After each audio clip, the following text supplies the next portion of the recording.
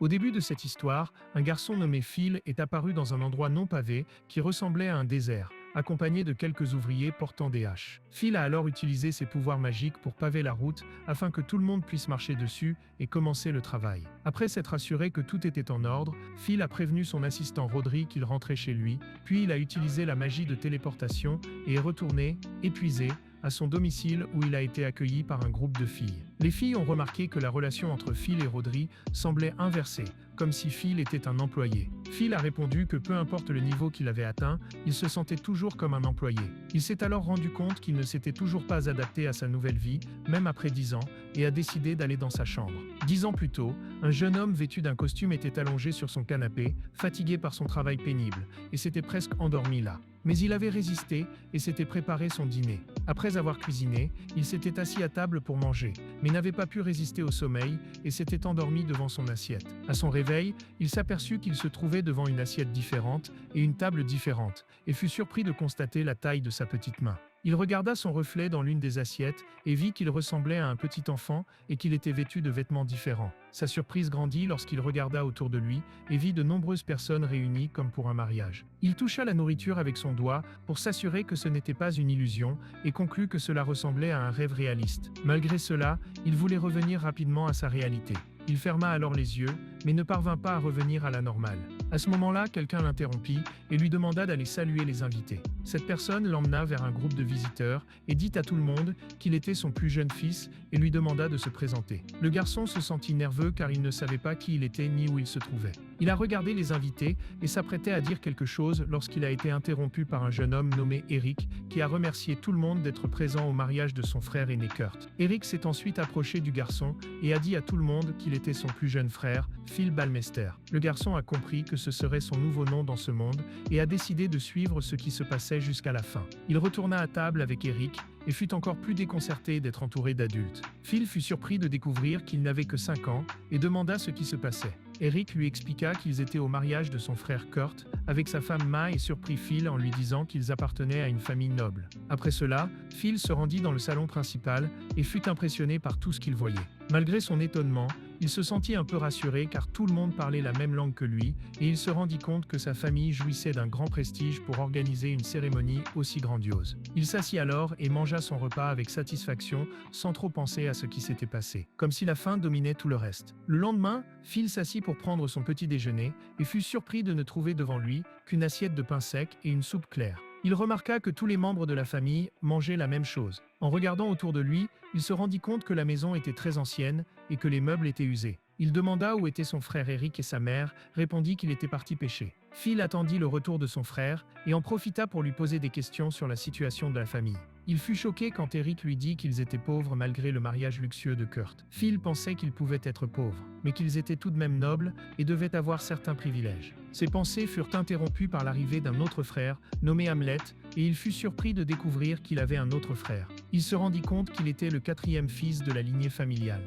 Peu après, il rencontra un autre frère nommé Pal qui revenait du travail. Herma et Eric ont alors fait remarquer que les frères Walter et Carlo n'étaient pas venus au mariage, et Phil a été choqué de réaliser qu'il était le 8e fils d'une famille noble et appauvrie. En examinant la carte de ce nouveau monde, il a découvert qu'il vivait dans une zone rurale appelée Cavalaria Ballmeister, qui ne comptait que 800 habitants. Il se sentit frustré par sa nouvelle vie difficile en tant que 8e enfant d'une famille sans ressources. Peu après, Phil a vu sa mère dire au revoir à Eric et aux autres frères et sœurs, et il a couru vers eux pour leur demander où ils allaient.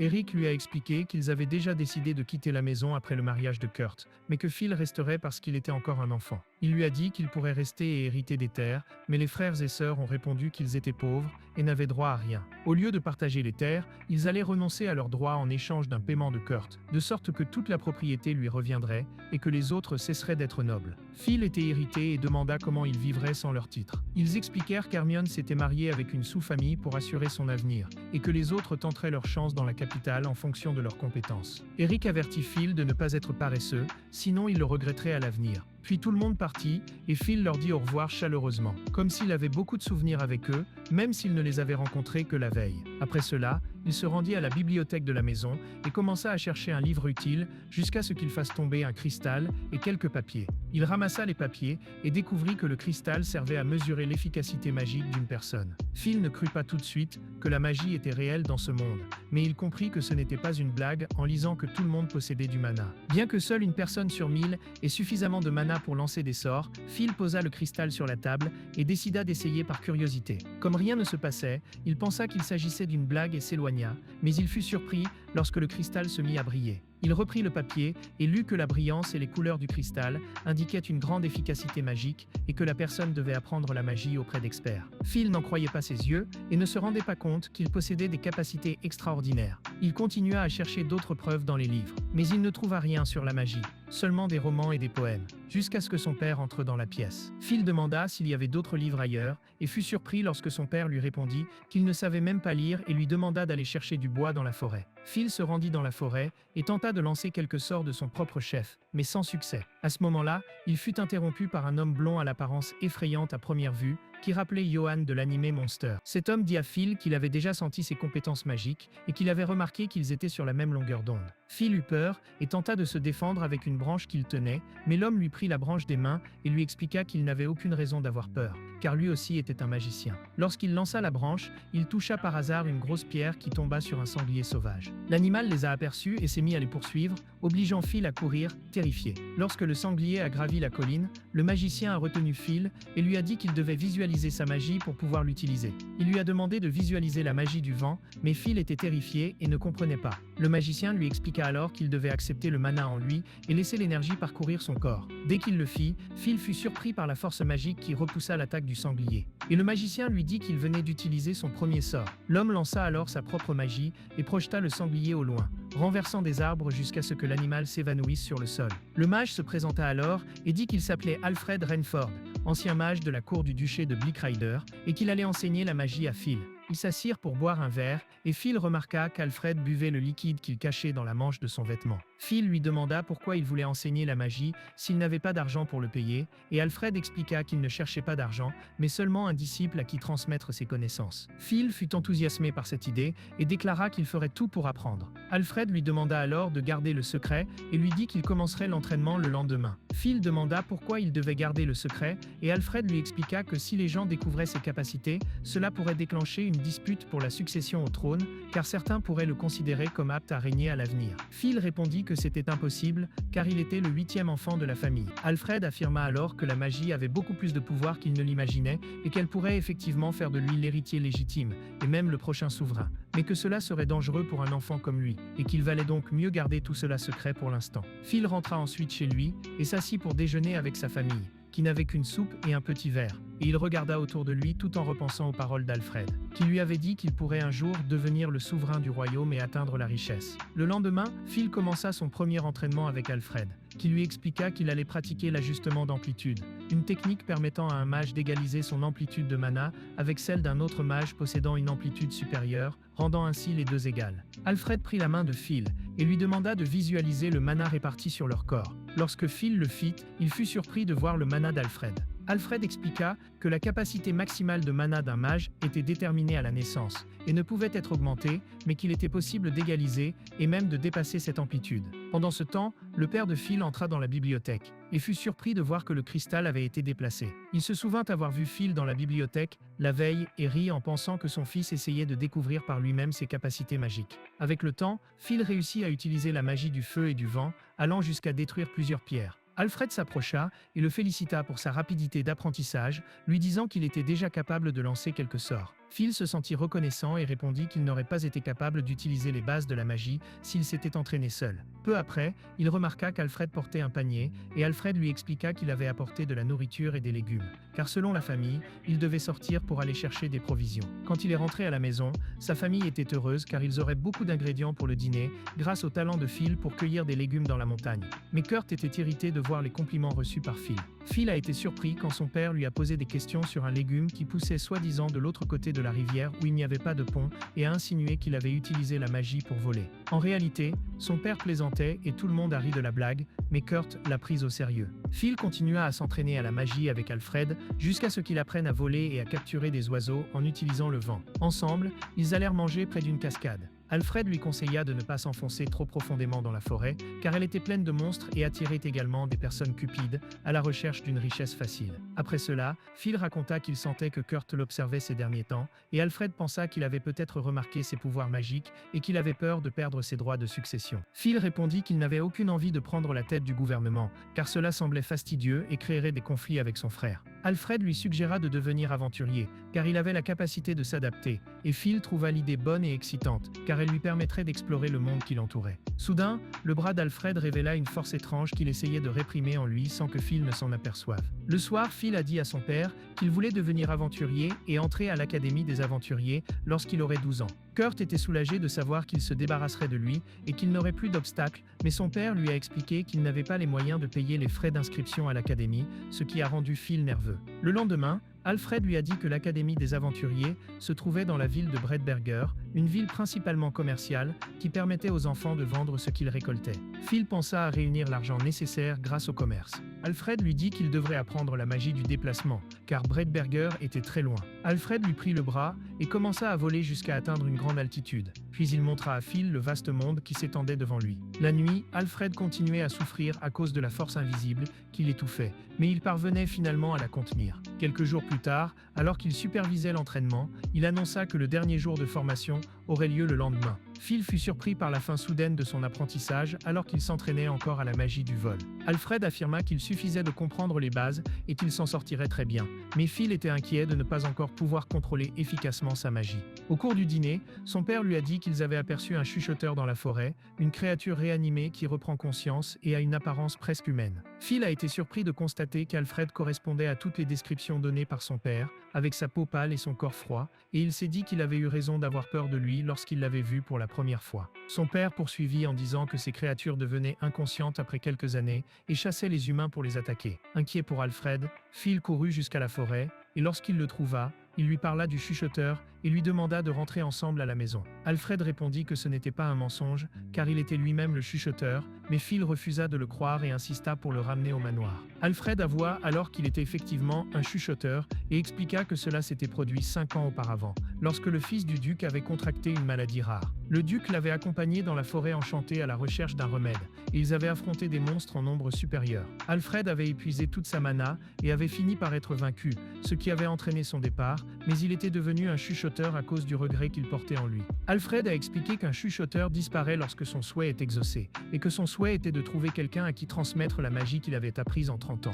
Il a révélé qu'il avait menti lorsqu'il l'avait rencontré, sans lui dire qu'il était un chuchoteur afin de ne pas l'effrayer. Il lui a alors demandé de passer un dernier test pour s'assurer qu'il était bien la personne qu'il cherchait, et lui a dit qu'il lui enseignerait la magie sacrée de purification des réanimés. À la surprise de Phil, Alfred lui demanda de le neutraliser à l'aide de la magie. Il expliqua qu'il ne pouvait pas conserver sa forme très longtemps avec du mana et qu'il ne voulait pas perdre la raison et se transformer en créature sans conscience. Alfred dit que la magie sacrée est comme la force vitale des êtres et demanda à Phil de la visualiser à l'aide du mana. Alfred lui a pris la main et Phil a commencé à utiliser ses pouvoirs jusqu'à ce qu'il en ressente les effets. Mais Phil ne voulait pas neutraliser son mentor et hésitait. Alfred lui a alors demandé de se concentrer, de se souvenir de tout ce qu'il avait appris en 2 semaines et d'accomplir sa tâche. Phil décida d'être courageux et de mettre fin aux souffrances de son maître en guise de récompense, utilisant son imagination et son pouvoir magique pour le faire partir. Il pleura en voyant Alfred disparaître peu à peu sous ses yeux jusqu'à ce qu'il disparaisse complètement et jura d'appliquer tout ce qu'il avait appris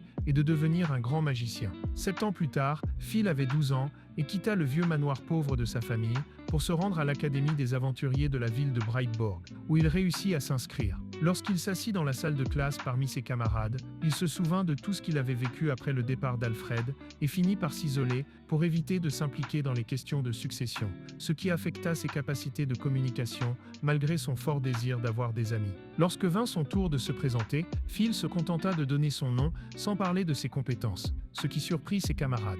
Tous avaient des compétences au combat qui pouvaient les qualifier comme futurs aventuriers, mais Phil se sentit frustré par les regards de ses camarades et pensa qu'il avait exagéré en révélant son nom de famille. Le professeur distribua des formulaires et Phil comprit qu'il s'agissait d'une inscription à un peloton. Le professeur expliqua qu'à partir du mois suivant, il commencerait à s'entraîner en groupe, appelé peloton. Après cela, Phil déjeuna seul à la cantine, se sentant déplacé, tandis qu'une fille nommée Lena et son ami Luca discutaient à son sujet. Luca dit qu'elle avait entendu parler des compétences magiques de Phil qui pouvaient rivaliser avec celles d'aventuriers de haut niveau. Un garçon nommé Erwin s'approcha et raconta que le professeur de magie avait décidé qu'il n'avait plus rien à enseigner à Phil et avait renoncé à le former. Il suggéra à Lena de rejoindre son équipe, pensant que Phil restait toujours seul à observer ses camarades.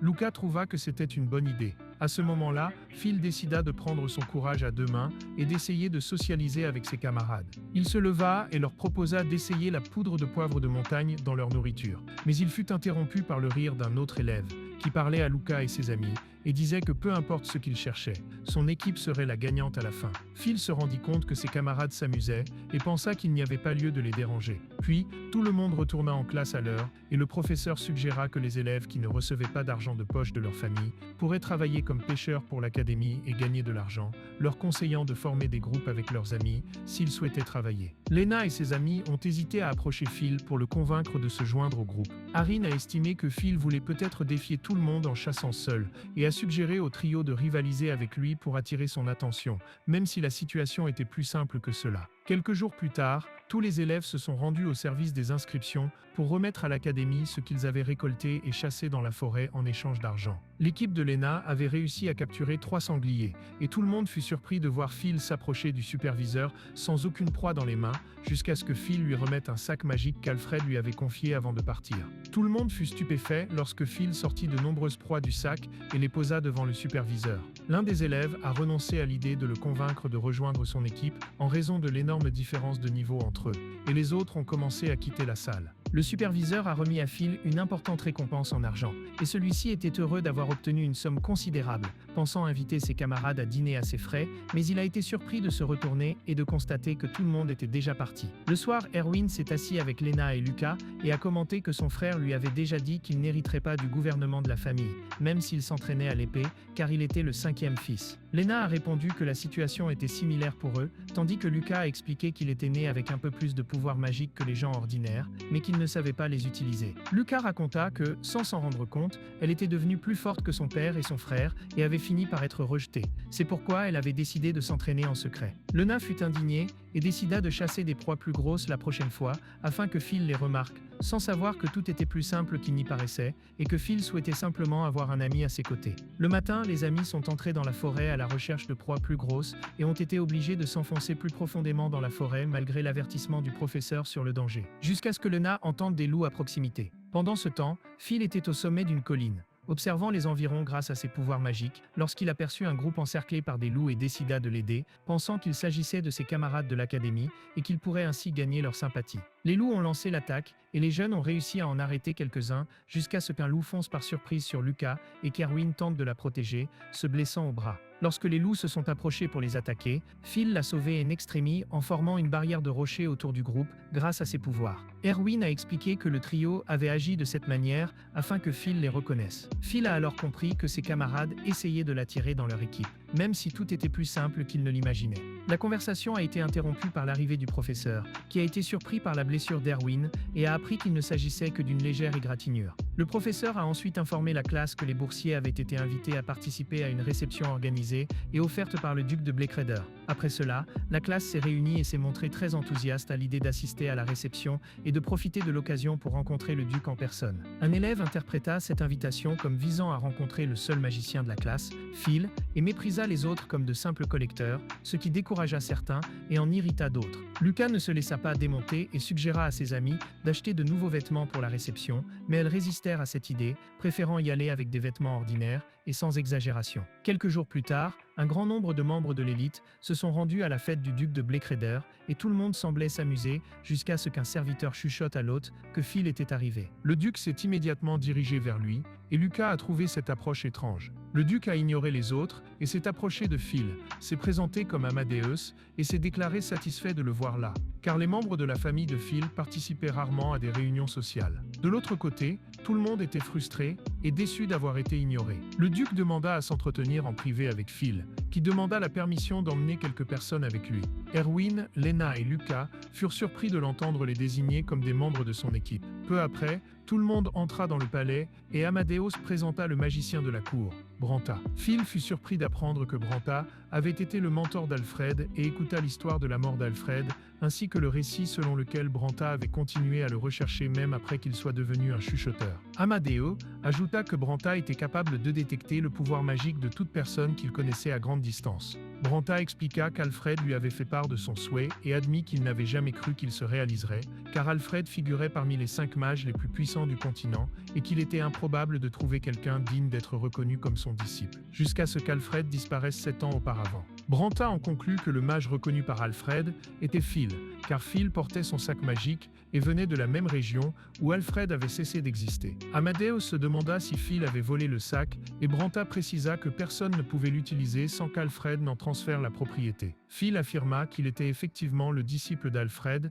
et qu'il l'avait purifié avant qu'il ne se transforme en une créature sans conscience. Branta le remercia d'avoir permis à Alfred de partir en paix. Phil expliqua que la sacoche contenait des provisions appartenant aux 2000 soldats qui avaient combattu les Moons dans la forêt enchantée. Lucas réfléchit alors avec ses amis au fait que Phil avait choisi de vivre seul pour éviter la dispute successorale et regretta d'avoir jugé trop hâtivement qu'il vivait dans un monde étranger au leur. Phil rejoignit le groupe après avoir remis les provisions au duc et à Branta. Lena déclara qu'elle ne se sentait pas à la hauteur de faire équipe avec lui, tandis qu'Erwin admit qu'il avait essayé de l'utiliser pour devenir plus fort et améliorer sa vie. Phil expliqua qu'ils avaient fait la même chose avec eux en les emmenant rencontrer le duc, par crainte de rencontrer quelqu'un d'un tel rang seul, et affirma qu'il voulait faire partie de la même équipe parce qu'il pensait que ce serait amusant, même si des difficultés surgissaient. Tout le monde a ri en réalisant que Phil voulait simplement se faire des amis. Le duc a interrompu la conversation et a annoncé qu'il donnerait à Phil 20% de la valeur des provisions en guise de récompense. Tout le monde a été surpris d'apprendre que la récompense totale s'élevait à 1000 pièces d'or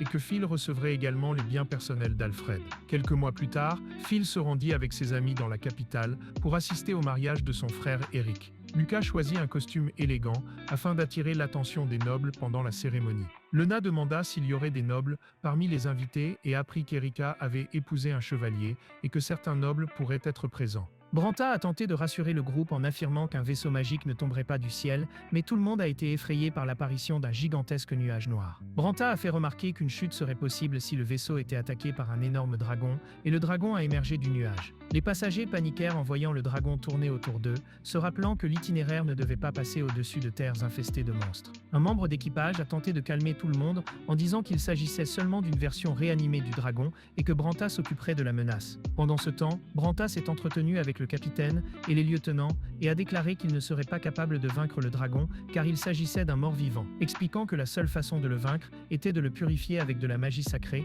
et qu'il y avait un autre mage qui pouvait le faire. Lorsque tout le monde regarda Phil, il affirma qu'il n'y arriverait pas, mais Branta l'encouragea en lui rappelant qu'Alfred aurait facilement résolu ce problème. Phil ressentit la responsabilité de sauver tout le monde et accepta d'affronter le dragon. Branta lui assura qu'il protégerait le vaisseau pendant qu'il effectuerait la purification. La porte arrière du vaisseau s'ouvrit et Phil s'envola vers le dragon qui l'attaqua dès qu'il le vit. Mais il fut retenu par une barrière magique formée autour de Phil. En regardant derrière lui, Phil vit Branta défendre le vaisseau avec une autre barrière et décida de ne pas perdre de temps pour neutraliser rapidement le dragon. Les attaques se poursuivirent et Phil recula jusqu'à atteindre une distance sûre, moment où il parvint à former la lumière sacrée et la lança de toutes ses forces contre le dragon, surmontant la résistance de l'ennemi à la purification. Le corps du dragon commença à disparaître peu à peu jusqu'à disparaître complètement. Branta attira l'attention de Phil sur l'utilisation du sac magique pour ramasser les os et, en les ramassant, Phil remarqua une gemme rouge flottant parmi les restes. Tout le monde célébra le retour à la sécurité après la victoire de Phil. Ensuite, Phil et Branta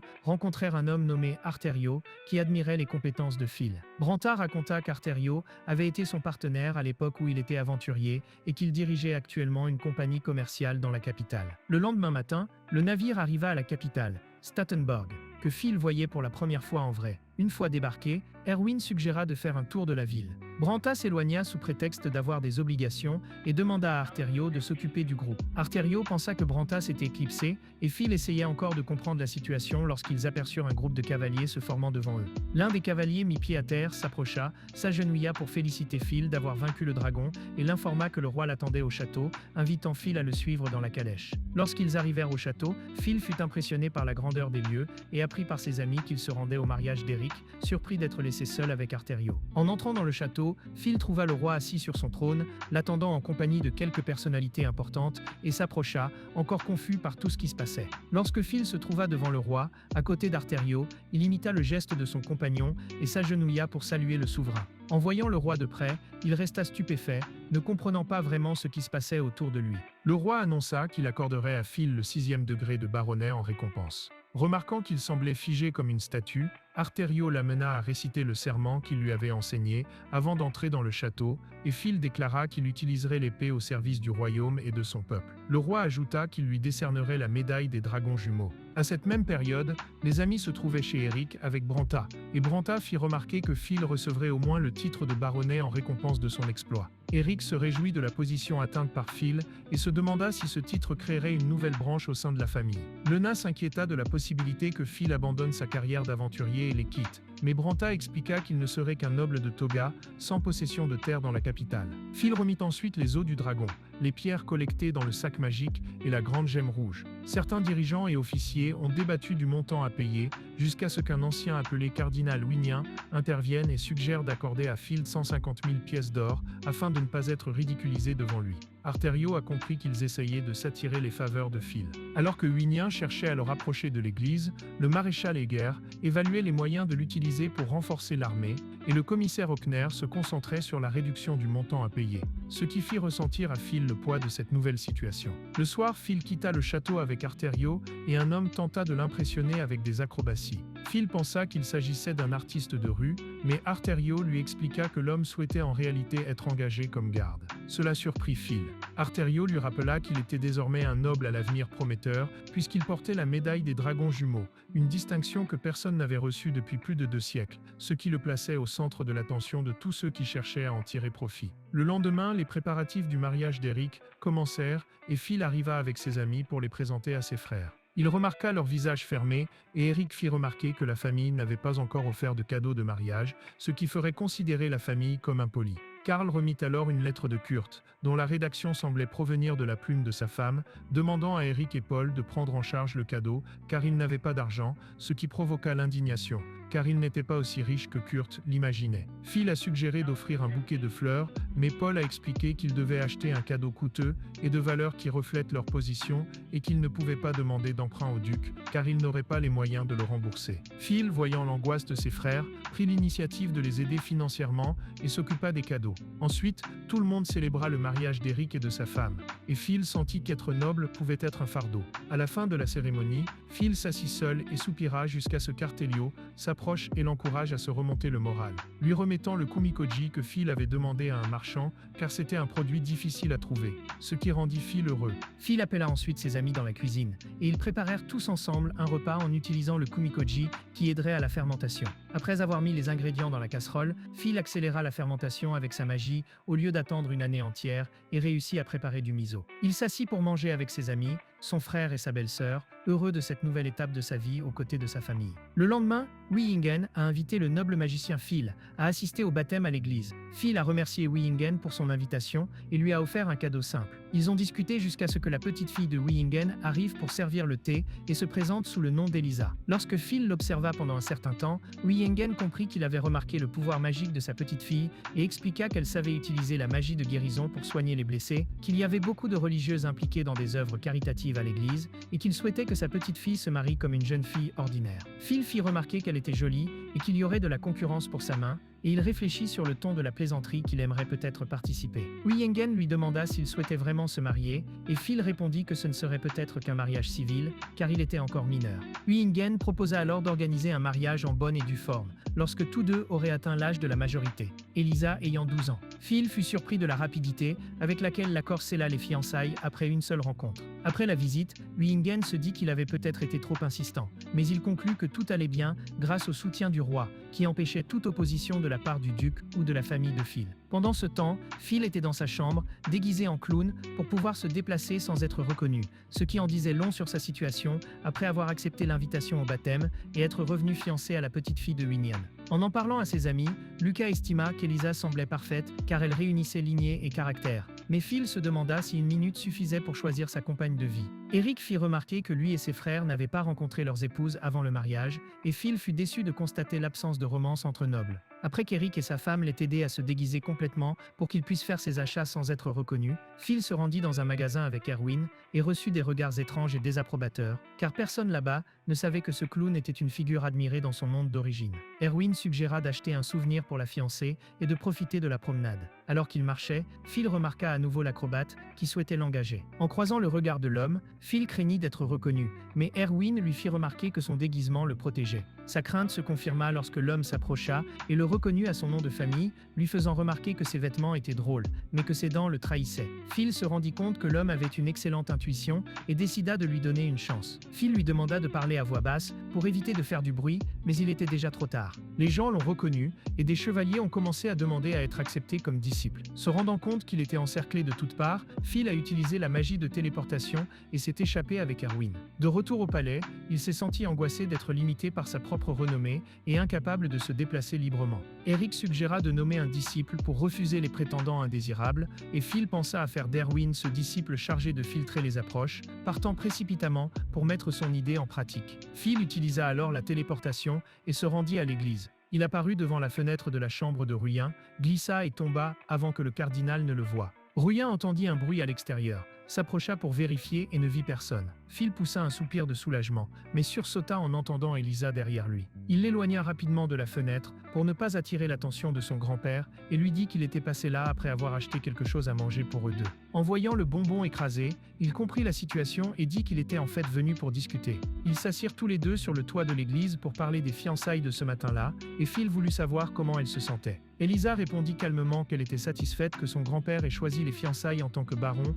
baronnet et tueur de dragons et qu'elle en était heureuse. Pendant ce temps, Phil était au château avec Branta lorsque le roi le surprit en lui ordonnant d'affronter un autre dragon. Phil accepta à contre-cœur et se sentit comme un serviteur du roi. L'un des chevaliers lui expliqua la région où vivait le dragon et ajouta que le neutraliser permettrait de développer la région et de résoudre la pénurie alimentaire de la capitale. Phil fut choqué de réaliser que seul lui et Branta allaient accomplir cette mission. Peu après, un homme énorme nommé Armstrong entra dans la pièce, très enthousiaste à l'idée de participer, et annonça au roi qu'il partirait immédiatement. Ils quittèrent le château en volant et se dirigèrent vers la région indiquée. Armstrong prit la tête du groupe et expliqua qu'il passerait d'abord par la zone militaire à la frontière pour planifier l'offensive et se préparer. Quelques jours plus tard, Eric a dit aux amis de Phil qu'ils avaient reçu un message du palais les informant que Phil resterait plus longtemps que prévu, car après avoir neutralisé le dragon, il devait neutraliser les créatures de la région pour éviter de futures attaques contre la capitale. Lena fut surprise d'apprendre qu'un noble ne disposait pas d'armée, mais Eric expliqua que Phil n'était qu'un noble en toge, sans terre, et qu'il avait donc été choisi, car une fois sa mission accomplie, il serait récompensé uniquement par de l'argent et des médailles, sans avoir à céder une partie des terres du royaume. La conversation fut interrompue par Rodrigue, qui, à l'extérieur de la porte, continuait à faire des acrobaties, et Lucas se rendit compte que tout le monde était parti s'enrôler dans l'armée de Phil. Eric demanda alors à Erwin de devenir le subordonné de Phil, mais celui-ci hésita face à cette responsabilité soudaine. Eric lui assura qu'il l'aiderait et que le poste ne serait que symbolique. Les amis formèrent alors une armée improvisée et partirent pour la région sauvage. Dans la nuit, au milieu du voyage, ils montèrent des tentes et dormirent jusqu'au lendemain matin, tandis qu'Erwin ressentait l'excitation de la première bataille aux côtés de ses compagnons. Lorsqu'ils s'informèrent de Phil, ils apprirent qu'il campait près de la caverne du dragon pour l'attaquer à l'aube. Au lever du soleil, Phil s'est avancé vers le repère avec Branta et Armstrong et a été impressionné par la taille colossale du dragon. Armstrong invoqua son armure magique et brandit son marteau de fer pour affronter la créature, lançant une série d'attaques. À la grande surprise de Phil, Armstrong utilisait une magie capable de convertir l'énergie magique en forme physique, en plus d'avoir une grande résistance défensive qui lui permettait d'affronter le dragon seul. Le dragon tenta de retourner dans son repère pour se cacher, mais Armstrong le rattrapa et lui saisit la queue avant qu'il ne s'échappe. Phil commença à rassembler son pouvoir magique, ne sachant toujours pas si Armstrong en aurait vraiment besoin. Branta expliqua que l'armure consommait beaucoup d'énergie et qu'Armstrong ne tiendrait pas longtemps. Lorsque le moment fut venu, Armstrong demanda à Phil de lancer le sort final, et il déchaîna toute sa puissance magique contre le dragon. Pendant ce temps, Elise prenait son petit déjeuner avec ses amis lorsqu'un soldat entra avec la nouvelle que Phil et les autres avaient maîtrisé le dragon. Phil rangea le corps dans le sac magique, bien qu'il n'y eût pas de récompense officielle. Branta expliqua que vendre les parties du dragon rapporterait plus que n'importe quelle récompense. Armstrong avertit alors que les vrais problèmes ne faisaient que commencer et qu'il était temps d'affronter le plus dur. Mais Phil croyait qu'il n'y avait rien de plus effrayant effrayant qu'un dragon. Branta le surprit en annonçant qu'ils affronteraient d'innombrables créatures et qu'ils ressentiraient ce qu'Alfred avait vécu lors de la bataille de la forêt enchantée.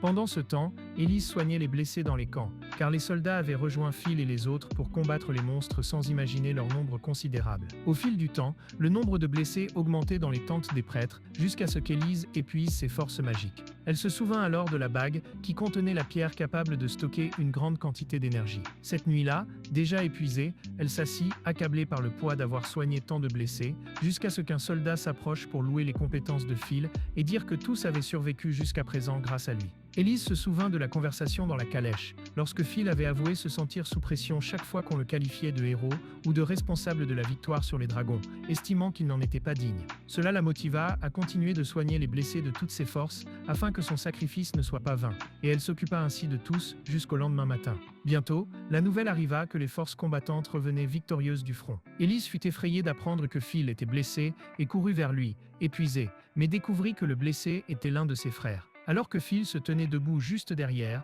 sans blessure grave, submergée par la fatigue et l'inquiétude, elle finit par s'évanouir. Lorsqu'elle reprit conscience, elle se trouva allongée à l'ombre d'un grand arbre, avec Phil à ses côtés qui lui dit avoir entendu parler de son dévouement dans les camps médicaux et loua ses efforts en répétant les mots qu'il avait entendus du soldat. À ce moment-là, Armstrong est arrivé en courant et s'est précipité vers Élise pour vérifier son état lorsqu'il a réalisé qu'il s'agissait de sa nièce. Et Phil a été surpris lorsque Branta a confirmé l'information. À son retour, Phil fut surpris de voir qu'on avait peint son portrait après sa promotion et sa deuxième médaille. Il demanda à Erwin d'aller chercher le reste des bagages afin de préparer leur départ du palais d'Eric, car ils devaient rester dans la capitale sur ordre du duc Amadeus pour poursuivre leur formation. À ce moment-là, Lucas en conclut que Phil et Élise allaient vivre ensemble et que le plan de séduction serait impossible à réaliser, mais elles furent surprises lorsque Élise dit qu'elle pensait que Phil était également fiancé à elle, puisqu'ils vivaient tous ensemble. Phil nia et demanda si elle soutenait l'idée de ses partenaires, et Lena et Lucas y virent l'occasion de devenir des partenaires de confiance. Les deux demandèrent à épouser Phil et Élise, et Phil ne s'y opposa pas lorsque Élise donna son consentement,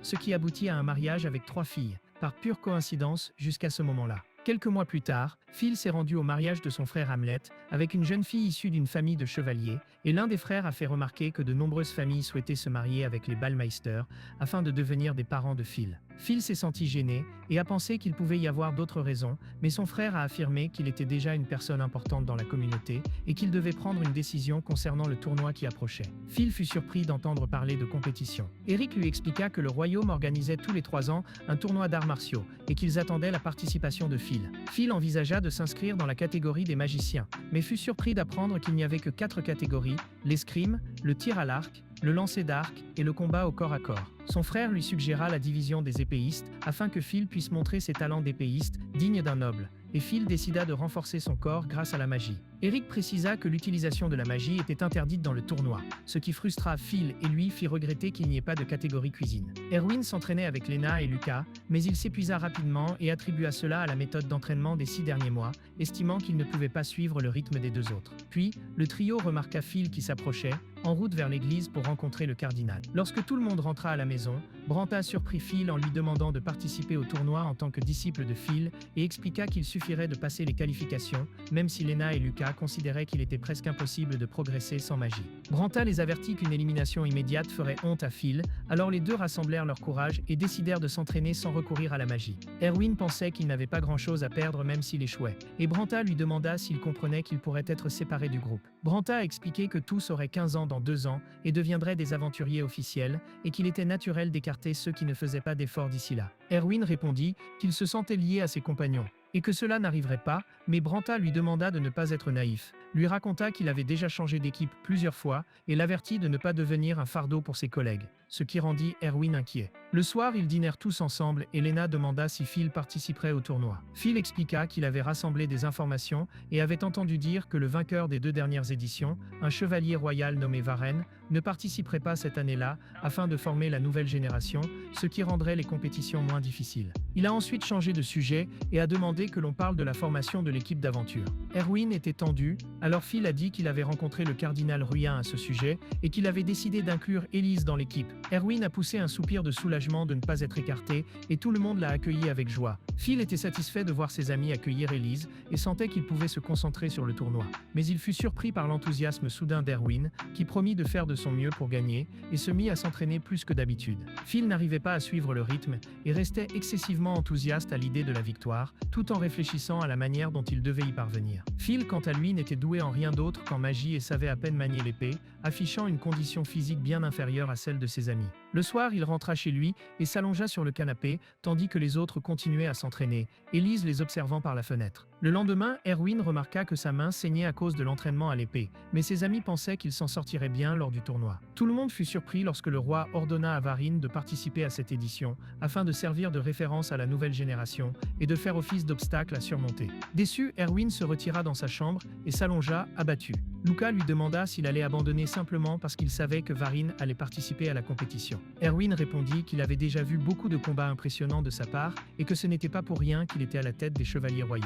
Lena essaya de lui remonter le moral en lui disant qu'il ne le considérait pas comme un obstacle, mais Erwin affirma que ceux qui étaient nés avec des pouvoirs magiques ne pouvaient pas comprendre ce qu'il ressentait, alors ses amis lui laissèrent un peu de temps. Le lendemain, Erwin se rendit dans le hall et trouva Phil assis seul. Il s'approcha pour lui demander s'il serait expulsé de l'équipe s'il ne remportait aucun combat, mais Phil était endormi sur le canapé. À son réveil, Phil lui dit qu'Elise était inquiète à l'idée d'intégrer l'équipe. Erwin affirma que ses pouvoirs de guérison seraient d'une grande aide, mais Phil expliqua qu'Elise s'inquiétait de sa condition physique, car elle ne s'entraînait pas comme eux, craignant de devenir un jour un fardeau, et que c'était pour cette raison qu'elle avait commencé à s'entraîner quotidiennement de son propre chef. Il a ensuite demandé à Erwin ce qu'il voulait dire et, encouragé, Erwin a déclaré qu'il ferait de son mieux pour gagner. Il est sorti pour retrouver Lena et Luca, s'est excusé pour ce qu'ils avaient dit la veille et a appris qu'elle aussi s'investirait pour obtenir des résultats. Les trois retournèrent s'entraîner avec plus de confiance. Quelques jours plus tard, le tournoi commença et tout le monde s'échauffa pour les combats, tandis que Phil s'adossa contre le mur et finit par s'assoupir. Armstrong espéra qu'il passerait les éliminatoires. Elise a rejoint le groupe et leur a distribué des boîtes repas qu'elle avait préparées. La tête de Phil a heurté le mur, il s'est réveillé en sursaut et s'est rendu compte que son combat allait commencer. En arrivant sur le ring, il a été surpris de voir Varenne comme premier adversaire. Phil pensait qu'il aurait des problèmes, mais il a décidé de se battre de toutes ses forces, sans trop se soucier de la victoire ou de la défaite. Dès que le signal a retenti, Varenne a rapidement avancé, a frappé Phil à l'estomac avec le poing de son épée et a gagné en un seul mouvement. Branta et Armstrong ont été frustrés par cette défaite en quelques instants et espéraient ne pas avoir à consoler leurs amis de sitôt. Phil, malgré le résultat, affirma avec assurance que tout irait bien, comme s'il avait l'expérience des tournois. Pendant ce temps, Erwin et les autres firent de leur mieux et remportèrent les premiers combats de leur division. Peu après, Luca revint déçue et raconta qu'elle avait été éliminée en demi-finale des qualifications. Branta a reconnu qu'elle s'était bien débrouillée même sans utiliser de magie. Lena, quant à elle, a atteint la finale de la division lance et pensait qu'elle avancerait si elle gagnait, mais elle a rencontré Rodrigue, le célèbre acrobate. Lena a été surprise par sa défense, puis a subi une série d'attaques rapides, a réussi à en bloquer la plupart, et lorsqu'elle a tenté de contre-attaquer, Rodrigue l'a arrêtée d'un seul mouvement et l'a surprise par une charge qui lui a fait perdre sa lance. Lena est revenue la tête basse après sa défaite et a fait remarquer que Rodrigue n'était pas seulement un artiste de rue, puisqu'il avait grandi dans une famille de commerçants et a partagé les informations qu'elle avait recueillies. Phil, comme d'habitude, s'était endormi et n'avait rien entendu. Entre-temps, Erwin remporta les combats et atteignit la finale de la division des épéistes, mais ressentit une douleur soudaine dans le bras. En se retournant, il a vu Varenne s'approcher et lui faire signe qu'il attendait le combat. De retour dans la chambre, la direction du tournoi lui a conseillé d'abandonner s'il ne pouvait pas se battre à cause de sa blessure. Mais Erwin a refusé et a insisté pour continuer, car il considérait cette victoire comme essentielle pour conserver sa place dans l'équipe de Phil. Luca a commenté qu'il avait passé la nuit à préparer les boîtes repas et en ouvrant la sienne, Erwin a trouvé de petites figurines sculptées dans la nourriture pour les encourager. Il a retrouvé sa confiance et son sentiment d'appartenance, a mangé un peu et a décidé de continuer à se battre, sans reculer pour que Phil ne soit pas ridiculisé. Une fois le tournoi terminé, Erwin et Lena ont commencé à s'entraîner avec Varenne et la commandante de lance. Et Phil était heureux, car tous deux allaient s'entraîner sous la direction de leaders renommés. Luca a alors raconté que son maître avait proposé d'entraîner le groupe ensemble. Phil a décidé que les 2 années suivantes seraient consacrées à l'entraînement et à l'évolution jusqu'à ce qu'ils deviennent des aventuriers officiels. Lorsqu'il a demandé qui superviserait l'entraînement, tout le monde a été surpris par l'arrivée soudaine d'Armstrong, qui a annoncé qu'il s'occuperait de la préparation à partir de ce moment-là. 3 ans plus tard, Kurt aidait son père à labourer et à cultiver lorsque sa femme arriva avec leurs jeunes enfants et lui annonça qu'un visiteur l'attendait au manoir. Kurt s'énerva en réalisant que cela concernait Phil. Il ignora le visiteur, tendit l'enveloppe à sa femme et dit qu'il n'avait rien à discuter au sujet de son frère. En sortant, sa femme ouvrit la lettre, la lut et fut choquée d'apprendre que Phil avait perdu la vie lors de l'exploration d'anciennes ruines. En réalité, Phil était devenu un jeune homme après un entraînement intensif et était prêt pour sa première aventure en tant qu'adulte. Les amis ont lu les instructions de la guilde après avoir terminé leur inscription en tant qu'aventurier. Et Lena a constaté que la première tâche consisterait à chasser dans la région pendant un certain temps. Phil, quant à lui, était heureux d'être enfin devenu aventurier, libéré des obligations formelles de la noblesse, sûr que personne ne lui enlèverait sa liberté. Branta interrompit la célébration et informa l'équipe qu'elle avait reçue, sur ordre du roi, la mission d'explorer d'anciennes ruines. Phil se rendit compte qu'au fond, peu de choses avaient changé. Après cela, tout le monde se dirigea vers la grotte souterraine avec Branta comme guide. Il raconta que ces donjons avaient été découverts après la victoire de l'armée contre Gregorland et que la guilde des aventuriers avait envoyé quelques personnes les explorer, mais qu'aucune n'était revenue, ce qui les avait amenés à soupçonner la présence d'un dragon. C'est pour cette raison que la mission leur avait été confiée et que l'équipe avait reçu le nom de chasseurs de dragons bien cuits. Phil trouvait curieux que ses amis se cachent derrière lui, craignant que le dragon ne les attaque et qu'ils ne subissent de graves dommages lors de leur première mission. Branta expliqua qu'il avait lancé un sort de détection pour repérer les créatures environnantes, et lorsqu'il ouvrit le portail, tout le monde s'approcha d'un cercle dans le ciel. Arin commença à s'ennuyer de ne rien avoir trouvé, tandis que Phil s'interrogeait sur le sort des aventuriers disparus. Soudain, Branta leur ordonna de quitter la pièce, mais avant que quiconque n'ait pu bouger, une force étrange les paralysa. Il expliqua qu'il s'agissait d'un piège créé par une ancienne civilisation de mages et leur demanda de se préparer à un éventuel affrontement à tout moment, mais il disparut avant d'avoir pu terminer sa phrase. Peu à peu, tout le monde commença à disparaître jusqu'à ce qu'Elise se retrouve seule. Mais elle disparut à son tour et la pièce se retrouva vide. Le groupe réapparut dans un endroit appelé le pendule inversé. Branta expliqua que le piège transportait les victimes sous terre par magie, les obligeant à remonter à la surface si elles ne voulaient pas perdre la vie. Lucas pensa que ce serait facile grâce au pouvoir de téléportation de Phil, mais il fut choqué d'apprendre que celui-ci ne pouvait pas l'utiliser car il ne savait pas où il se trouvait. Ils remarquèrent des escaliers derrière eux et décidèrent de monter de manière traditionnelle. En arrivant au sommet, ils trouvèrent un couloir sombre et, en le traversant, ils virent un grand groupe de soldats armés et protégés par des armures. La porte derrière eux se referma aussitôt, les enfermant dans le couloir avec ses ennemis inconnus. Les soldats commencèrent à bouger et Phil et ses amis se préparèrent à les affronter. Branta a demandé à Phil et Elise de les soutenir avec des sorts de vent et de guérison afin de limiter les mouvements de leurs adversaires et de soigner les blessures de leurs compagnons. Ainsi, ils ont tous avancé, immobilisant les soldats un par un, mettant à l'épreuve les compétences acquises après un entraînement intense, et ont réussi à les neutraliser.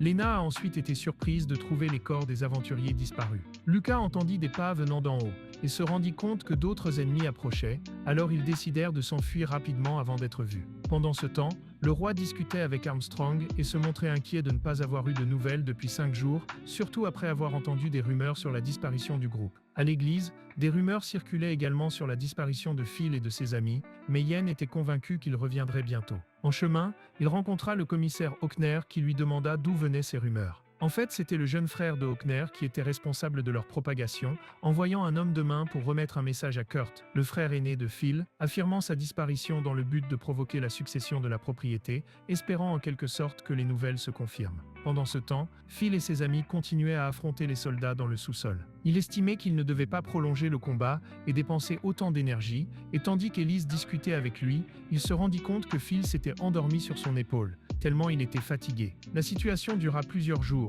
jusqu'à ce qu'il soit à bout de force. Erwin pensait qu'il risquait de perdre la vie à ce rythme et estimait qu'il ne pouvait pas partir avant d'avoir vaincu Varin dans un combat. Elise a déclaré qu'elle le regretterait s'ils ne parvenaient pas à rentrer tous sains et saufs à la maison. Lorsqu'ils ont franchi le portail, ils ont cru que le pire était passé, mais en essayant de sortir, ils ont été surpris par le dragon qui s'est précipité dès qu'il les a vus. Branté a érigé une barrière magique pour contenir l'assaut. À ce moment-là, ils découvrirent que Lena avait été touchée par un soldat inconnu qui avait surgi derrière eux. Les salles s'éclairèrent soudainement et ils réalisèrent qu'ils étaient en grande difficulté, pris entre le dragon d'un côté et le soldat de l'autre, tous déjà affaiblis après avoir dépensé beaucoup d'énergie magique et physique. Elise dut utiliser le pouvoir stocké dans la bague pour soigner les blessures de Lena, tandis que Branté réfléchissait à un moyen d'empêcher la situation de s'aggraver. Phil envisagea d'affronter directement le dragon, mais Branté lui expliqua que son corps était fait de mithril et qu'il ne serait pas affecté par les sorts. Après réflexion, Branté posa ses mains sur les épaules de Phil et lui transféra toute son énergie magique, essayant de résister à l'attaque du dragon pendant un certain temps. Branté s'affaiblit rapidement et en regardant Phil, il pensa à sa ressemblance avec Alfred. Phil comprit que tout le monde était en danger et décida d'utiliser au maximum son propre pouvoir pour les protéger. Élise décida de l'aider avant que ses forces ne s'épuisent. Elle s'approcha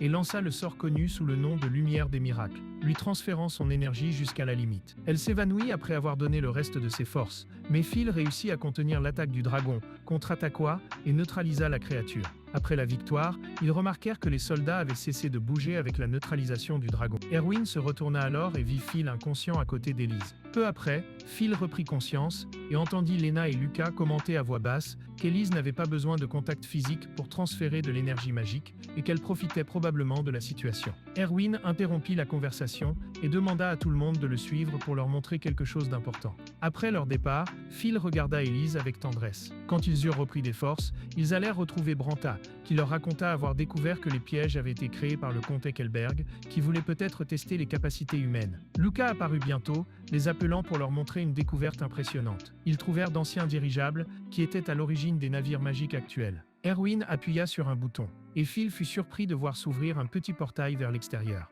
Cela leur redonna espoir de voir le soleil briller à nouveau. De retour dans la capitale, ils rapportèrent au roi les découvertes faites dans la grotte secrète, et celui-ci a décidé de toutes les acheter et d'augmenter la récompense versée par la guilde des aventuriers. Cependant, tout le monde a été surpris lorsque le commissaire Hockner a déclaré que la récompense individuelle serait de 2 millions de pièces d'or, mais versée en plusieurs fois sur 20 ans. Phil et ses amis ont alors décidé de quitter Bredberg et de partir vers de nouvelles aventures. Armstrong accepta cette décision et promit de trouver celui qui avait répandu la rumeur de leur disparition. Phil fut surpris d'apprendre que tout le monde avait cru à leur disparition. Armstrong lui expliqua que le prix du pouvoir et de la renommée était de susciter l'envie et la jalousie. Lucas était attristé de réaliser que la jalousie augmenterait encore plus après l'annonce de l'énorme récompense. Selina a suggéré qu'il défie le syndicat responsable des paiements afin de réduire la part qu'il recevrait, afin d'éviter le harcèlement, puisqu'il recevait déjà beaucoup par l'intermédiaire de Phil.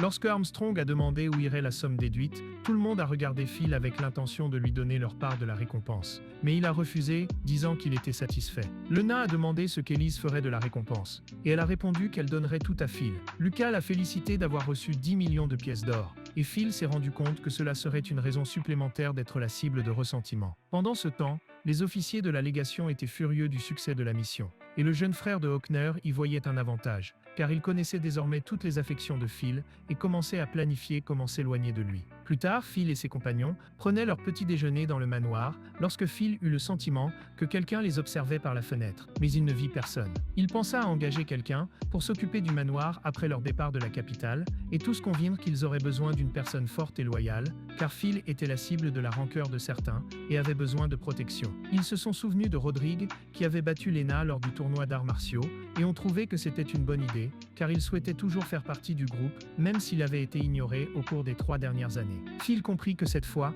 c'était à lui de prendre l'initiative, et il alla le chercher pour l'inviter à rejoindre son équipe. Ils préparèrent un gâteau d'anniversaire et allèrent voir Rodrigue pour savoir s'il accepterait. Rodrigue fut ému, et tout le monde poussa un soupir de soulagement. Phil remarqua quelqu'un debout sur le balcon de la maison de Rodrigue qui les observait. C'était une mystérieuse jeune fille aux cheveux roses, portant une capuche qui cachait ses traits, et elle restait là à les surveiller pendant qu'ils étaient à l'intérieur. Au bout d'un moment, Lucas courut vers le balcon, sentant que quelqu'un les espionnait. Ils ont pensé que cela pouvait être la personne responsable des rumeurs sur la disparition de Phil. Rodrigue a juré qu'il trouverait cette personne à tout prix et a conseillé à Phil de quitter la ville dès que possible. Mais Phil pensait qu'il avait encore quelque chose à faire avant de partir. Après cela, ils se rendirent au laboratoire de recherche sur la civilisation magique pour rencontrer le chercheur en chef, Lucas Pickenpower, qui les accueillait avec joie. Phil lui demanda s'il existait un cercle magique capable d'invoquer tout ce que l'utilisateur pouvait imaginer. Lucas répondit qu'il s'agissait encore d'un prototype et que cela nécessiterait une énorme quantité d'énergie magique, mais qu'il pouvait répondre à sa demande.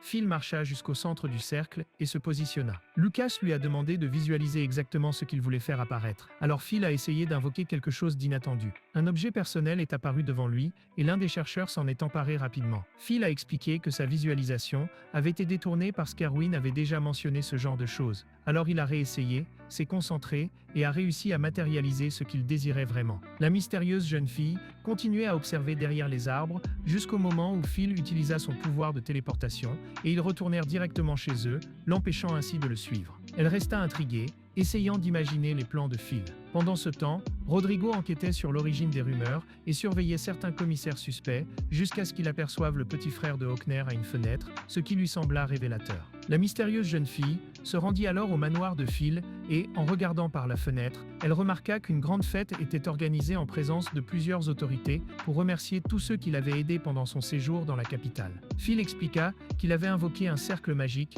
et raconta à tout le monde qu'il avait pêché un énorme thon du Nord. Tout le monde fut étonné par la taille et l'apparence du poisson et se demanda comment le préparer. Il a suggéré de le manger avec la sauce soja qu'il avait préparée, offrant ainsi une expérience unique. Rodrigo s'est approché et a parlé en privé avec Phil, lui révélant que la personne responsable des rumeurs sur sa disparition était Alice Hawkner, son jeune frère. Phil a été surpris, car il ne l'avait jamais rencontré, mais Rodrigo lui a expliqué qu'il l'utilisait simplement pour essayer d'évincer son frère aîné de son poste. Il lui a également parlé de l'émissaire qu'Alice avait envoyé au camp, avec la fausse nouvelle de la disparition de Phil, dans le but que les enfants de Curtir cèdent leurs biens pour renforcer sa propre position. Phil était furieux de voir sa famille impliquée, mais Rodrigo lui a assuré qu'il avait déjà pris les mesures nécessaires. Ce soir-là, Alice découvrit qu'elle était devenue la cible de commentaires dans toute la ville, après que la nouvelle de son complot dans l'affaire d'Annette se fut répandue. Il fut choqué lorsque sa femme entra et lui annonça qu'un messager du palais était arrivé avec une assignation du roi. Rodrigo confia à Phil qu'il avait répandu une fausse rumeur sur Alice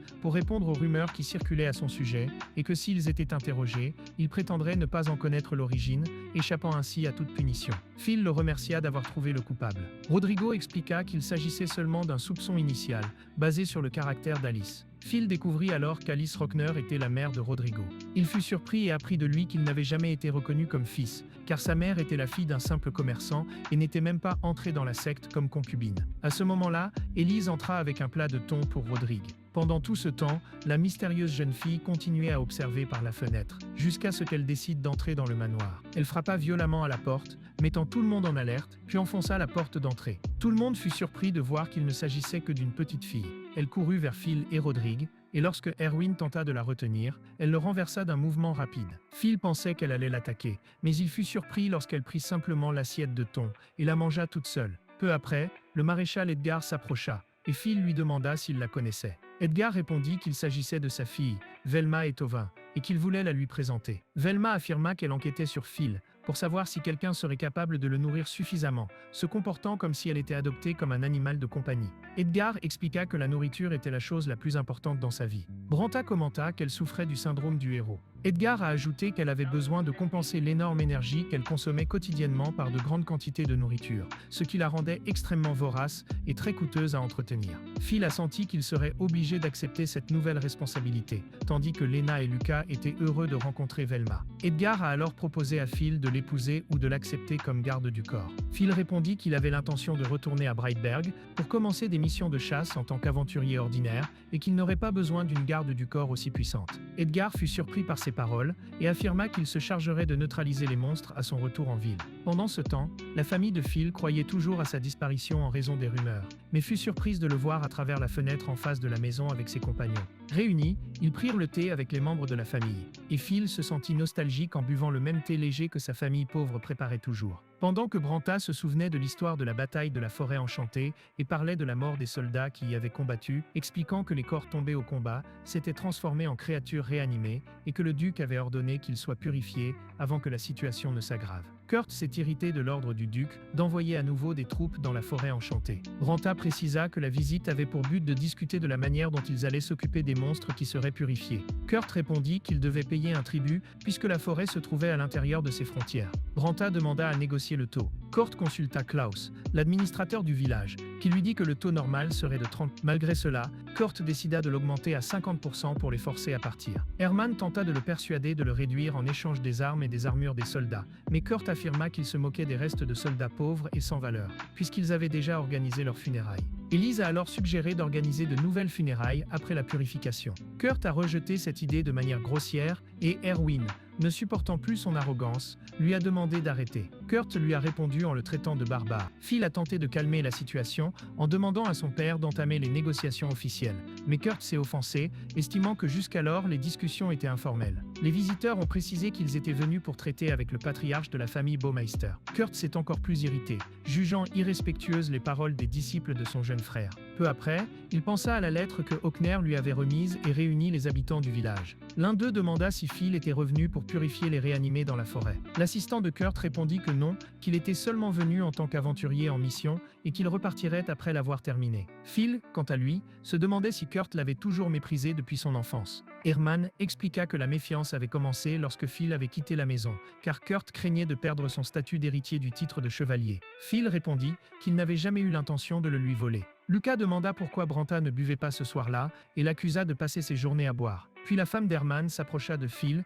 et lui dit qu'elle croyait que son grand-père s'était transformé en créature réanimée dans la forêt, car il avait été le chef des écuyers. Phil promit de retrouver ses restes et de les lui remettre. La femme se réjouit et souhaita que Phil soit l'héritier du titre de chevalier à la place de Kurt. Lena se rendit compte qu'ils étaient confrontés à une crise de succession et Phil pensa qu'ils devaient terminer rapidement leur mission et quitter le village. Le lendemain, les aventuriers commencèrent leur mission consistant à attirer les morts vivants de la forêt enchantée en les provoquant avec quelques phrases. Élise demanda comment ils parvenaient à attirer les créatures réanimées et Branta expliqua que ces créatures réagissaient aux provocations, même si elles n'étaient pas très intelligentes. Peu après, le ciel commença à changer et prit une teinte rougeâtre, tandis que des créatures réanimées surgissaient de tous côtés. À ce moment-là, Élise utilisa la magie de purification et unissa son propre pouvoir à celui de Phil pour amplifier la portée du sort. Branta se mit à ramasser les restes qui tombaient des réanimés purifiés, car quiconque tentait de traverser le champ du sort se désintégrait et lâchait ses armes. Lucas remarqua alors parmi les ennemis une créature réanimée qui semblait être un chef, et Phil comprit qu'il s'agissait de l'ancien duc, commandant de l'armée. Après avoir purifié un grand nombre de morts vivants,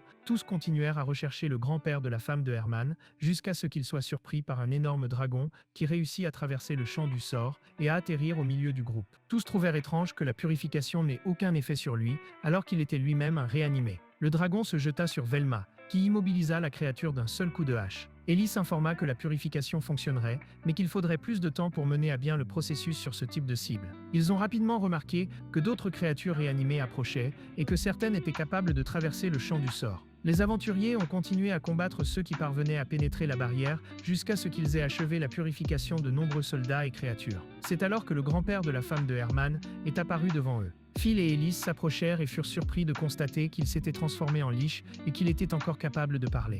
Il voulut savoir ce qu'était devenue sa petite fille et Phil lui expliqua qu'elle était mariée et menait une vie heureuse. Le grand-père baissa son arme et permit à Ellis de le purifier afin qu'il repose en paix.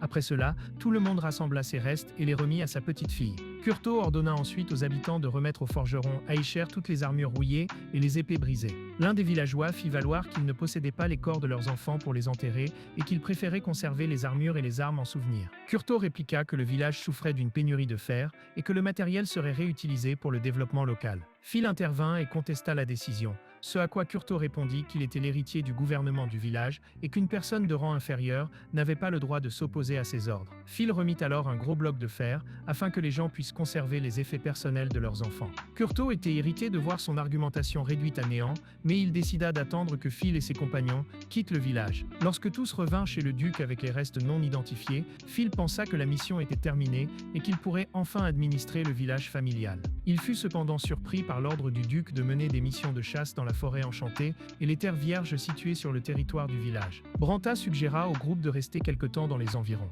Ils se rendirent ensuite chez l'intendant Clos et l'informèrent qu'il resterait jusqu'à ce que le duc identifie les propriétaires des restes non reconnus. Un processus qui pourrait prendre beaucoup de temps. Le lendemain, Élise dirigea les funérailles et aida les villageois dans leurs prières. Erwin demanda pourquoi elle dirigeait les cérémonies et Phil expliqua que la prêtresse du village était trop âgée pour cette tâche. L'un des habitants manifesta son mécontentement parce que Curto n'avait pas assisté aux funérailles. Le soir, tout le monde dîna avec les habitants et Phil trouva étrange que Branta refuse le vin du village. Peu après, il vit la femme de Curto et les enfants se rendre au mémorial et faire leurs prières. Phil s'approcha et les enfants furent enchantés de voir l'oncle connu sous le nom de tueur de dragons et lui posèrent des questions enthousiastes sur la bataille contre le dragon. Pendant ce temps, Lucas, Lena et Erwin jouèrent pour la population la lutte contre le dragon d'Oz. À la fin, Phil a offert à son neveu un bonbon qu'il avait préparé pour eux. Branta a profité de la distraction pour s'éloigner. Une fois la célébration terminée, Clos a appelé Phil pour lui parler en privé et lui a demandé de devenir l'héritier du village, affirmant que c'était le souhait de tous, car il ne voyait pas d'avenir sous la direction de Curto. Phil a tenté de refuser, afin d'éviter tout conflit avec son frère, et a affirmé qu'il souhaitait continuer à vivre comme aventurier. Klaus a alors suggéré que les terres soient placées sous l'administration de Branta. Phil a été surpris par la connaissance que l'administrateur avait de son subordonné, mais Klaus lui a assuré qu'il le soutiendrait s'il acceptait d'hériter du gouvernement du village. Phil a fait remarquer que la cour royale ne permettrait pas une succession de cette manière. Klaus a affirmé que les membres de Curto ne se souciaient pas des formalités et que c'était exactement leur objectif. À ce moment-là, Branta est intervenu et a informé Phil que la cour souhaitait qu'il devienne seigneur de son village, expliquant que le palais voulait développer les vastes terres et en tirer profit pendant de nombreuses années.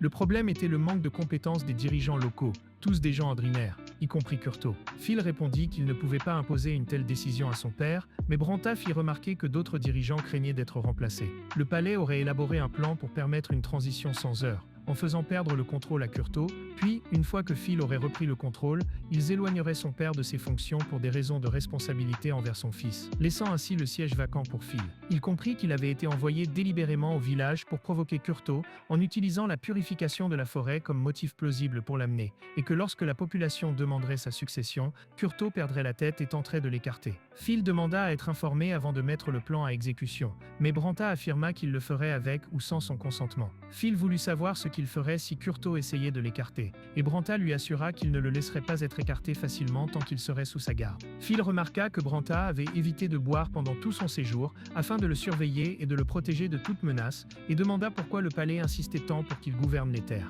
Branta répondit que Phil était la personne la plus appropriée, car il disposait de suffisamment d'argent et de ressources pour développer la région. Phil comprit que toutes les généreuses récompenses qu'il avait reçues lors de ses missions seraient finalement consacrées à l'amélioration des terres, et se demanda si le palais avait déjà mis son plan à exécution. Branta répondit qu'une partie de ce qu'il disait était une déduction, mais que la seule certitude était que le moment était venu de mettre le plan à exécution et de commencer le spectacle. Après cela, Phil est resté pensif, préoccupé par une dispute de succession avec son frère et craignant que tout ne se termine en tragédie, tandis que ses amis tentaient de le réconforter en lui disant qu'il pourrait poursuivre ses aventures, même en tant que souverain. À ce moment-là, Herman est entré pour annoncer qu'il y avait des visiteurs, et Phil est sorti pour accueillir la femme de Kurt et ses enfants. Il joua avec les enfants et leur fit quelques tours de magie. Les amis conclurent que ce qui l'angoissait le plus dans la succession, c'était la possibilité que les deux enfants perdent leur avenir noble et doivent quitter le village. Klaus observa la scène de loin. Le soir, un groupe d'habitants s'organisa pour se rendre au palais de Phil et lui présenter ses revendications,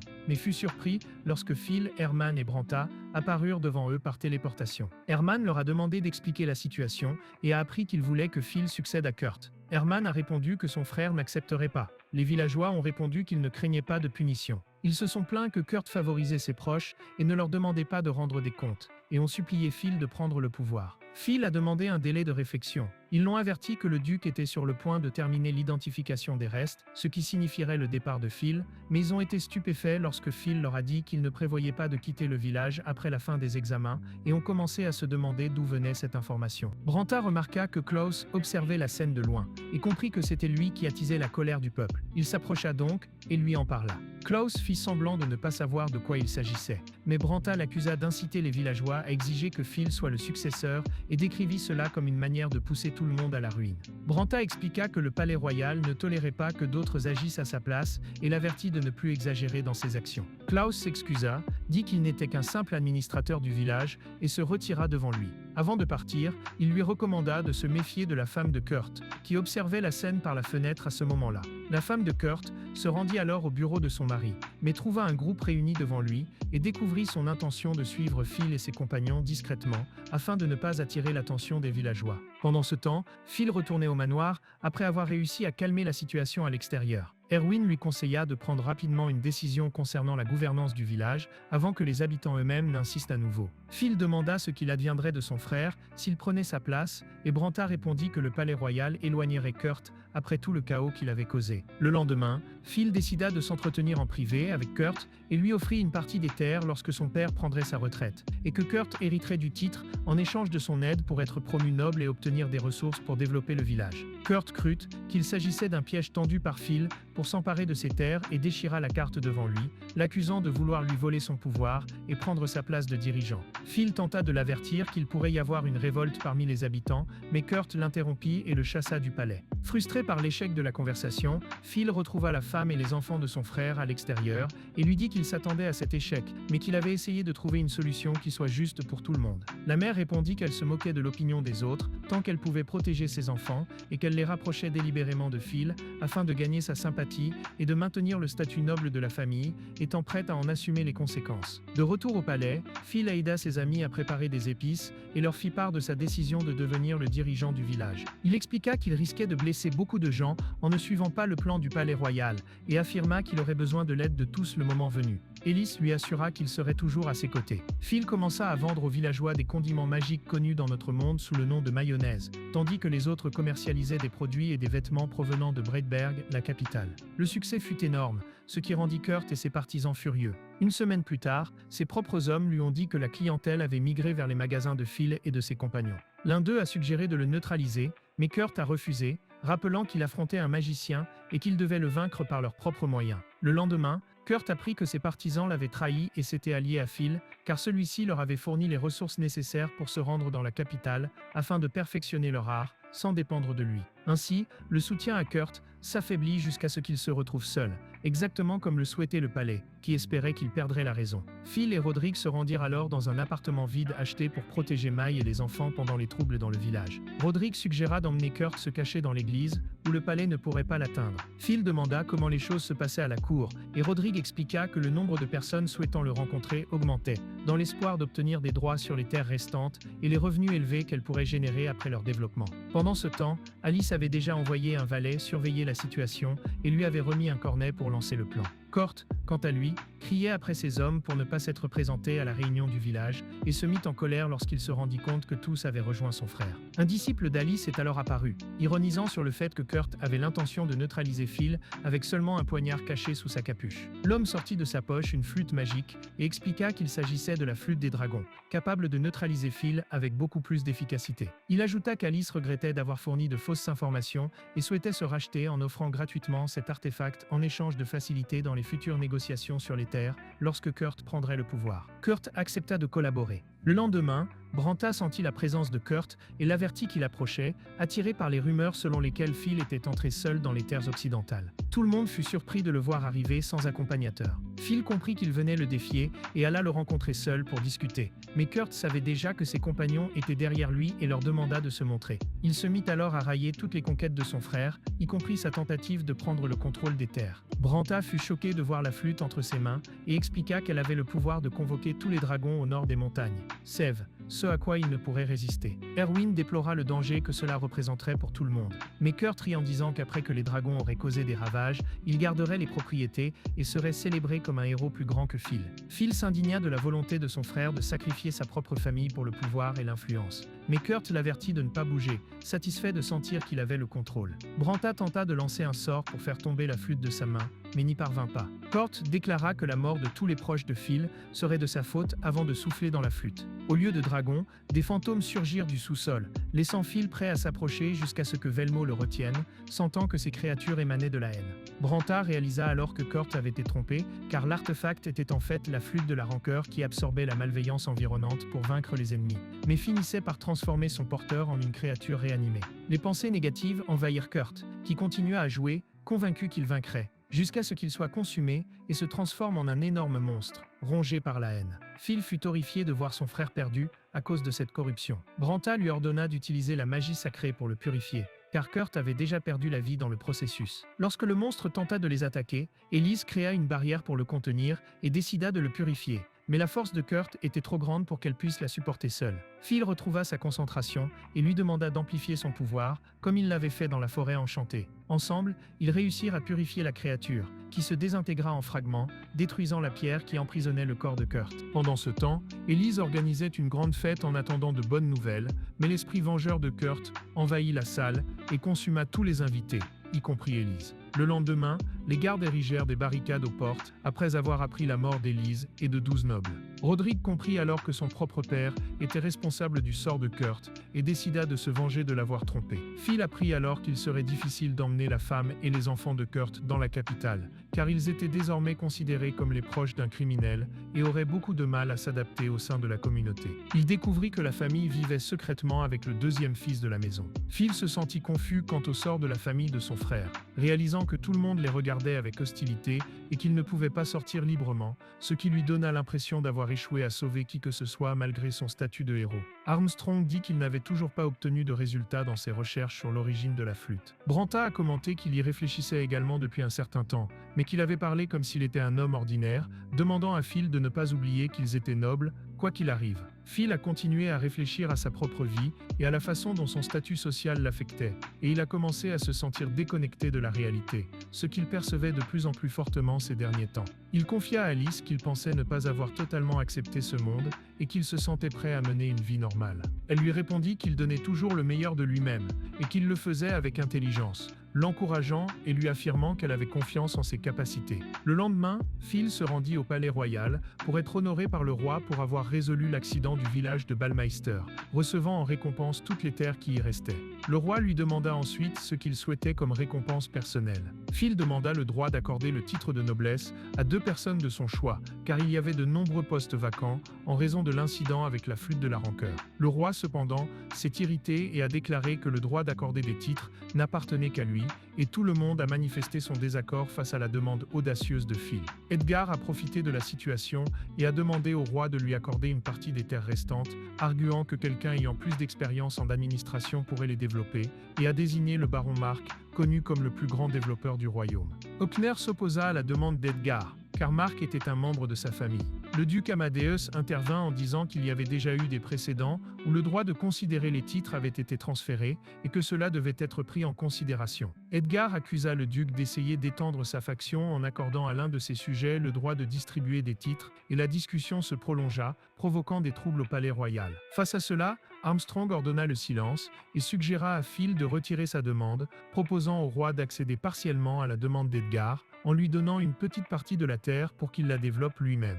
Mais le roi a décidé de céder toutes les terres à Phil afin qu'il les développe grâce à ses pouvoirs magiques, et à la surprise générale, il a également accepté de lui accorder le droit de conférer des titres. Armstrong a jeté un regard en coin à Phil et lui a fait un clin d'œil discret, lui signalant qu'il avait tenté d'influencer indirectement la décision du roi. Le roi lui accorda alors le 5e rang et le titre de comte pour le développement des terres. Hockner fut surpris de constater que Phil avait sauté toute la hiérarchie intermédiaire et était devenu comte à part entière. Phil prêta serment au royaume, et Armstrong fit remarquer que le roi était conscient de son indignation face à la demande et lui conseilla de mieux travailler son expression la prochaine fois. Entre-temps, Phil décida que les 2 titres qu'il allait recevoir seraient remis aux enfants de Kurt lorsqu'ils auraient 15 ans.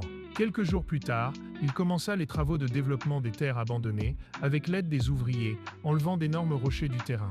Il décida ensuite de rentrer chez lui et de laisser Erwin et Rodrigue superviser les ouvriers. Rodrigue lui demanda de s'occuper également des zones voisines, car une église allait y être construite sous le patronage de Hohenheim, ainsi que des terres appartenant à Edgar Hockner et au duc Amadeus. Phil ne s'y opposa pas, car il était reconnaissant à tous ceux qui avaient soutenu auprès du roi le droit de considérer les titres, et il sortit de sa poche un dessin imaginaire du projet qu'il prévoyait de construire. Un atelier de production de sauce soja. Et c'est là que l'histoire se termine. Laissez un like si vous avez aimé et abonnez-vous pour plus de vidéos.